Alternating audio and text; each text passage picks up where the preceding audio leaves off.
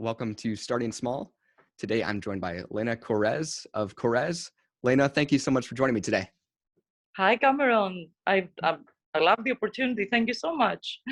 Of course. So I'd like to start out with your upbringing. So where did you grow up and what was your childhood like?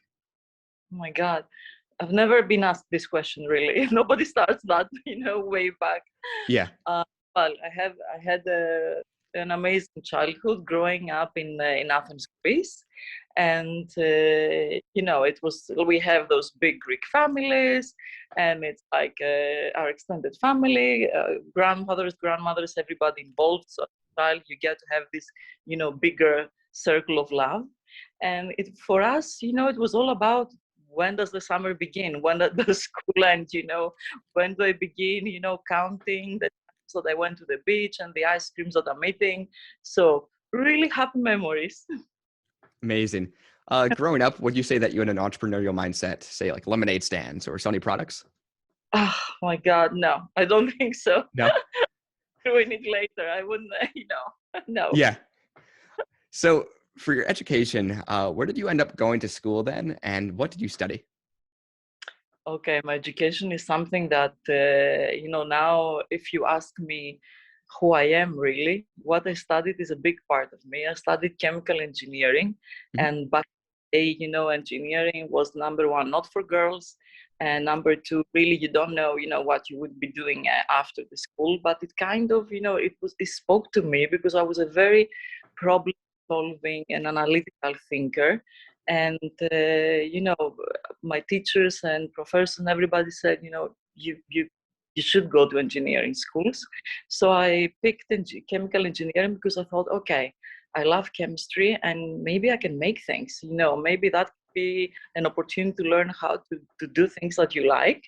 And it is much more than this. Like now, I feel I am this Greek soul in a way that I feel this country living and breathing inside me. It's like a very strong connection I have to my homeland. Mhm. I am definitely an engineer mind. I'm very analytical, very synthesis also, like this approach, this engineering approach to thinking. I am an entrepreneur at heart. I love doing things our own way, and I love creating something new for the consumers through our brand. Mm, definitely. So where did you study in Greece then? I studied in the University of Patra. This is one city. Okay. It's one of the big cities in Greece, and I chose that because they had the strongest research program in the country. And indeed, like we had to go through rigorous mathematic training because you were able to do research and stuff like that, and it was fascinating. Yeah. With your time there, were you involved with any athletics or clubs? Oof. Yeah, I was actually a very good sprint runner, and Nice. yeah, I'm that person that for 100 meters I'm like really fast. 110 meters I drop dead. It's like I'm built, and now I have shifted that energy into weightlifting. I'm a passionate weightlifter. I'm doing heavy weights for many years, and my trainer is telling me that those two connect because you have those explosive like muscle fibers in your body which make you either run very fast or concentrate your energy into lifting, weights. Yeah. So yeah. So I read a little bit that Korres was your first quote full-time job. Uh, Leading up to Korres and following school, what kind of job opportunities were you working? Was there any part-time or internships at this time? Ugh, you don't want to know. That's a secret. Yeah. Well, as we were all working. So, one of the I'm actually very much like I'm still DJing for my friends. I love music. I love partying. I love all that stuff. Friends together at home with food and music and dancing. So I've done, a little bit of DJing in my early days, and Mhm. a bit of actually. So anything that had to do with, being outside with a crowd and having a good time, Yeah, I was always good at it. So yeah. amazing. So Korres comes in the 1990s. You and your co-founder, Gerajos, how did you end up meeting him? Oh. I ended up meeting him through a job ad, apparently. So, I was interviewing. I was fresh out of the university, engineering schools, and you have a lot of options ahead of you as an engineer. You can go into research, you can go into lab jobs, you can go into marketing, you can go into doing business, and you have to discover yourself a little bit, and where do you see yourself being happier and more efficient, really. So I decided early on I don't want to be only in a lab, because I want to be able to relate to people and do something with the product that I'm creating. So I found this ad in a pharmacy. It was in Athens, oldest homeopathic and herbal pharmacy. So the place itself was very fascinating, Hmm. and I pharmacy, and this is where I meet George for an interview, and I fell in love with the energy there. Like, customers were coming in and they were like friends. They were, they came in and they were they had the attitude that people there will solve all of their problems, really, and suggesting products, stuff like that. And they were creating a lot of product in the pharmacy. So Hmm. a lot of handmade products, lab-made things that you put in the refrigerator because they're preservative-free, and every kinds of oils, vitamins, tinctures, everything. So I Yeah. loved it, because I felt, okay, this is a lab, but it's also business, and I love that. So that's where I started. I said, I'm going to start here. And this was even before the company was founded. So we were only having the pharmacy. Hmm. And later, I was lucky to be part of the team that founded the company, Yeah. like, from its first day. So that's how That's it started. that's amazing. So you see this job posting. What were some of your first roles when you joined the pharmacy? Everything from being in the lab, from making product, to like talking to actual customers, and then the weirdest thing happened that we were getting so many calls from other pharmacies. Like in Europe, we have this amazing pharmacy model. It's not like a CVS or a Dwayne Reed, like what you guys have here. It's boutique stores. You Hmm. have the pharmacy being almost like your doctor. They will advise you on everything, and you have this trust relationship, and you go there for advice more than you go for product. And they have an amazing curated assortment of really great products to suggest. So we had, in our own pharmacy, people were coming from all over Athens, because we were this destination for natural ingredients and natural products and natural remedies. Hmm. And when they went back to their home, to their neighborhood, they were searching whether they could find, our products maybe somewhere that is closer to them in their neighborhood farm. And they were not able. Hmm. But because there were so many people asking around for the product, we started getting calls from other pharmacies, and that led to so me in the pharmacy, I was the first person to start, that wholesale mindset. And I was going back in the pharmacy and saying, guys, listen, everybody's looking for the product in different neighborhoods. Why don't we, partner with those people? Why don't we sell them our product? Because Hmm. nobody, don't have to expect people to drive for 1 hour to go downtown Athens, where we were located, to not easily find the parking. We want to be close to what they are. Yeah. So lab job, I was talking to the customers, and then I was like, oh, this can be bigger. Let's start, a relationship with other pharmacies so we can have a wider distribution. Hmm. So is this the point that you turned Korres into a fully run direct-to-consumer business? And at the same time, were you guys formulating your skincare remedies at this time? Yeah, so you're exactly right. Yes, so we were formulating our skincare remedies. Actually, before we formulated our skincare remedies, before we went into this beauty business, all we were doing were all oral remedies. So, and that's what I think makes our brand very unique, that we know those natural ingredients inside out. For every ingredient, I can tell you how it works in your body if you take it orally, and then how it works on your skin, put it as a beauty remedy. So yes, we were producing all of that, and we were, really using this deep knowledge and respect of natural ingredients. Hmm. And because of this, wider relationship with other pharmacies, we realized, okay, this can be a business that it's bigger than just one store. Hmm. And that's founded the brand, and we founded actually the wholesale operation of Mm, the brand. That was back in 1996. amazing. So talking about expansion, where did you guys first expand from your first initial pharmacy? Did you go online, direct to consumer, retail, etc.? Okay, that's an amazing question, and that's one of my favorite stories. You are young, like back in the day, not only there were not many online businesses, we did not even have email, if you can believe. It was still, you know, I don't know, the stone era where we had fax to communicate with people that were away from us.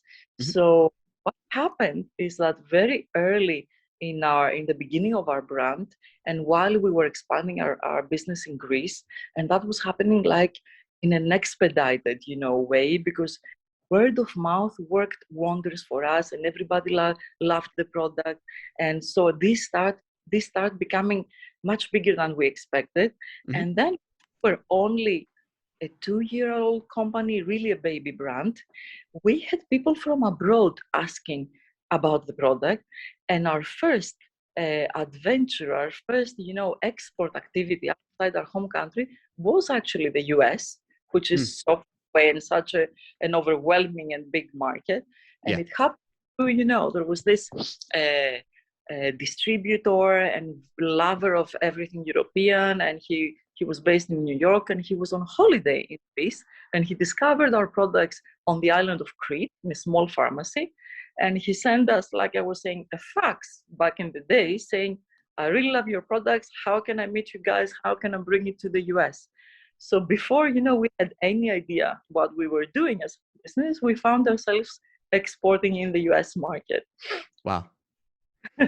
So detailed product wise, what product offerings were you expanding to the US with? Or was that your full product line that you would actually ship globally?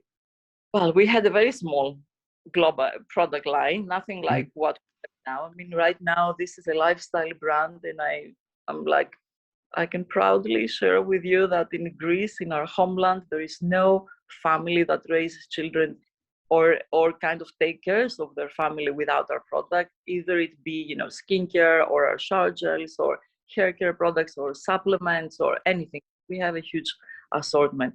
But mhm, back in the heritage products are skincare products. So it was like just a handful of skincare items, like our Wild Rose franchise was our first franchise, and it was what we started from out of our own pharmacy. And then mm, very soon we added our Greek yogurt line, because this is such a huge tradition for us back home, and the ingredient is something that we all know it's so beneficial for our skin and for our diet. mhm. So those heritage skincare items was what started the business for us. Definitely. To the listeners out there, mainly US based on our podcast, I'm curious, where were you sourcing ingredients and where do you source ingredients? Is this all in Greece? Well, not everything, because our business is not, in Greece is a paradise of ingredients and a paradise of biodiversity. So Mhm, some of the powerful ingredients of the planet live in our homeland, because of the variety of the landscape, because of the amazing climate, because of the quality of the soil, because of the abundant sunshine that we get throughout the year. So because of many different factors, we do have, I would say, the most powerful ingredients on the planet. So those ingredients are definitely, what we are after and what we study through our primary research programs. And up to the day, we have been able to introduce to the global INCI directory, so to the global directory of ingredients, 7 totally new ingredients that have our name, that mm. were never known before, and we discovered them through research around our country. But this is not only that. I mean, every place on the globe has some amazing ingredients. So we want to combine those treasures that come from our country with other beautiful and powerful ingredients that we know exist in other places. Definitely. You mentioned word of mouth being a major part of spreading the word for your brand early years. I'm curious, what were some of the main marketing strategies in the 1990s, given that online wasn't huge back in the day? Yeah. Well, of course, when you're starting and you're small, like we're talking today, you don't have a lot of money to spend. So Yeah. you have that you make a lot of noise with a little money that you have to spend, and that your message is loud enough, to create some interest. So I would tell you two of our first campaigns that, I mean, up to now, and in markets where we start, I'm always trying to find that entrepreneurship and doing things differently, because this is the only way you can win when you're really small.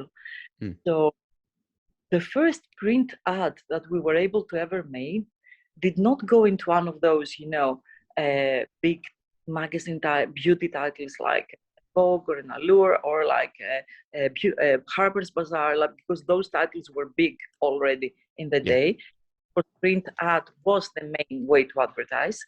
There was no social, no digital activation, nothing like that. Mm-hmm. So we created our first print ad. Our logo on the page was really small, so you had that sense of discovery about the brand. We were not known, and we took the bold decision to not shout about our logo, but just give a prominent place to our product and let people discover about our brand.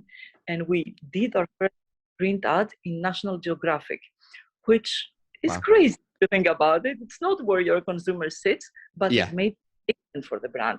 So people really turned heads and said, who are those people and why are they advertising here? They are telling us a story. And then we went out and we did a fantastic billboard campaign. So outdoors, big billboards, Mm-hmm. and care campaign. And it was all about, we had a fantastic ingredient that was coming actually from orange. And because the message with sun care is total protection, what you need from sun care is total protection. Mm. So we did a billboard campaign where you had spacemen, like astronauts. They had the full uniform, which means total protection, and Mm-hmm. they were on planets that were oranges. So Wow. it was a crazy campaign about, all you need for full protection is this orange extract. And I Wow. think pretty innovative and made a difference back in the day. Definitely. So I'm curious about that campaign. You mentioned full protection. Was that full protection from sun, etc.? I mean, right now we're talking about, the IR and the UV protection and even, photosensitivity and all those, rays in the spectrum of the sun. So people want to hear about full protection. And you're Yeah. wondering, also UVA? Is it only UVB? Is it also IR? Is it everything? So how do you give that, in a very animated way? And that was our way of telling that's total protection, because you wear this crazy uniform, you're using the product, and it is like you're wearing this uniform that will protect you from everything. Yeah. Given the results from that campaign, then how did you track ROI? And did you notice a huge spike in sales after launching that first campaign? Totally. Very easy to track ROI and sales, because when you're small, ROI means, number one, what does it do to brand awareness? Like, are people going in a store and asking for a product? Mm-hmm. Because that's what you're doing, right? When you're driving brand awareness, and at the same time, are they asking for the specific product? The brand was not known, so it's not like people were already going in the store and asking for a fresh product. It was about, like, whoever comes in and saw that billboard was talking about it. So it was very tracked down, the number of people, and it worked amazing for us. I will confess to you something that I don't share often. There was a little bit of another guerrilla marketing that we did. And it was like, I was living in Athens and the brand, was born in Athens, and we were all in Athens. Our pharmacy was there, but there were other places in Greece, like smaller cities. And I had one of my best friends living in one of those cities. So I told her, listen, you need to create some buzz around us. So she started going around in pharmacies and saying, guys, do you have Korres? They were saying, no, what is this? And she was saying, what? You don't know Korres? Well, they are the big name now in Athens and everybody's talking about them and you need to have them. So, when you are in a smaller city where people want to do what happens in the metropolitan city. Yeah. So she created that buzz for us to open some new customers and new relationships outside of Athens, really. Wow. So anything and everything to get people, hear about your brand. Definitely. Given the main forms of marketing from your early days and up to today, what would you say is the main demographic of Korres? Well, I can tell you that the main demographic I don't want to define them by classic demographic terms because that's not how it works for us. Yeah, And even say that like we have people in the spectrum of, a Gen Z, and we have people that are their mothers, and we have everybody in between. And that's happening because I think for our brand, it's more about belief and attitude and that mindset of people wanting a natural product, being really conscious about the choice they make, believing in clean beauty, believing also about believing in a model that kind of minimizes waste and gives back to the community, gives back to the planet. And that's what we are doing as a brand. We offer a product that is clean, has a lot of science, because we are all scientists behind the product, and we formulate in-house, and we have full ownership of that process. mm, But important for us to give back to the planet and to the community. So those are the people that would buy our products. mm, And it's those people that, they're conscious, they're well-traveled, they're a little bit more educated, they care about, what is behind the product and all that. That's what I see coming definitely. back again and again. Amazing. Looking at Korres today, what would you say separates your brand from competitors then? I would say that we have been doing clean beauty for 25 years. And believe me, it is not easy, and it's not always the most cost-effective model. And sometimes, like now people are like they're cautious about words like sustainability, and they have every right to be, because we're overusing those terms, and at the end of the day you don't know what it means. For us, it took 25 years to build a really sustainable model. We call it full circle, and it starts from our network of farmers. They cultivate those precious ingredients from us. We provide them with a guaranteed income, regardless of is it a good year, do we have a good harvest, or do we not. We will have a contractual agreement with those people, and we will guarantee their income. We get the best income from them. We do the extraction in-house in our own facilities. We formulate in-house with my team, my formulators, and we produce in-house, and we design our packaging in a way that they are recyclable. And then we have even a recycle lab in our facility, and we have a huge program where people can send their empties, and they don't even have to be Korres products. Send us back anything, and we recycle for them. Because sometimes, like you see, you don't know if what you put in the recycle bin, does it really go into a recycling, does it really happen? We do it in-house, and we gift back some beautiful art objects produced from that recycling lab, just to tell you this is what we did with the material, and this is a nice token of appreciation for you to remember to participate in those programs like every day.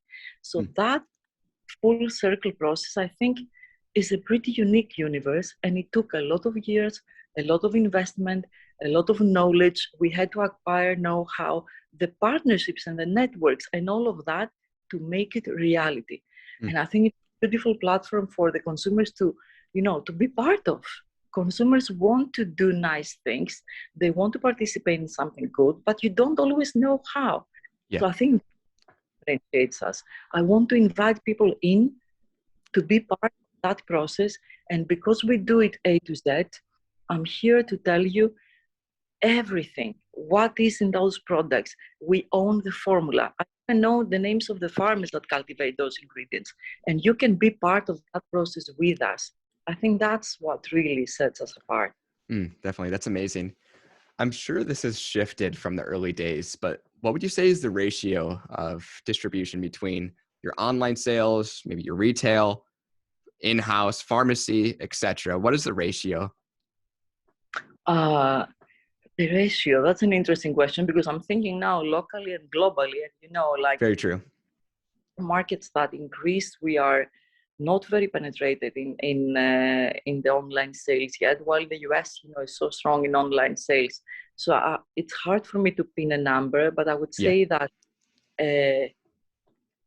sales that happen offline, I would say somewhere between 50-50 now, not being exactly the same number in every location, in every country. But Mm. if I put together, that's where it is right now.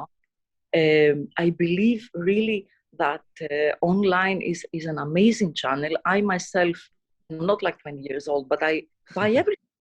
I'm Yeah. crazy about shopping. There is so much flexibility, and you can think in your own time and all of that convenience. And now, like in January, we're opening a store in New York. And how I feel about stores and offline sales right now, it's all about the experience, it's all about the education, it's all about, the personal touch. And that's what I want to do with our stores. I want to have events and activation every day. Mm. If you want to really be part of like what the things I'm saying right now, I will have a small recycle lab in the back room of our store. So you can be invited to recycle with us and to participate in a workshop. I want to invite our farmers there to meet with you. I want to invite our formulator to talk to you about the product. So that's what an offline experience means to Mm. me. Definitely. Both very important. It's all about convenience, but it's also about the experience. So I think this is what we have to think about, to kind of, make a perfect model that combines those two. For sure. So I'm not sure if you can depict this, but with Korres today, what would you say is like your top seller sales Oh, wise? again, I have to think locally and globally. Yeah. In the US, our biggest seller is our Greek yogurt foaming cleanser. And I'm very excited about that for two reasons. Because it is a technology that we own globally as a brand. Like many years ago, we came up with this crazy idea. Okay, I mean, yogurt is this fantastic ingredient and it's a remedy for us back home and we eat it every day. And we have this amazing memory. Like if you have a sunburn as a child, what your grandmother would do, they will take yogurt from the refrigerator and she will put it on your skin and it will Mm. take all the stress away. And overnight, your skin heals. So we came up with this crazy idea to create products with real edible Greek yogurt. And that was a nightmare in the lab. It was 3 years of formulation nightmare until we were able to really, work with those live bacteria and create a stable formula. So that formula has amazing benefits for me, Mm. unparalleled, for stressed skin, sensitive skin, like very deep hydration, like skin transforming benefits. So I'm happy that people, recognize this and they go for this product. Also, because cleansing is very important. So if I can, if we can be a brand that, is part of their everyday routine and every age, like we were saying earlier, everybody needs a cleanser. It doesn't matter if you're 20 or 50 or 60 or like, you do need a cleanser. And this is the step one to healthy skin. So I'm happy to have a product out there that can be part of everybody's routine. Definitely. Well, I like to conclude each episode with this. If you could share one piece of advice with an aspiring entrepreneur, maybe something you've learned or regret, what would that be? Oh my God. Okay. Say two things. Um, Number one would be, in the beginning, you have to sell your dream and your vision, and to attract people to join you on that vision, you really have to know what you're about. You have to know why you're creating your brand. What are you trying to achieve? What is the gap that you want to fill out there?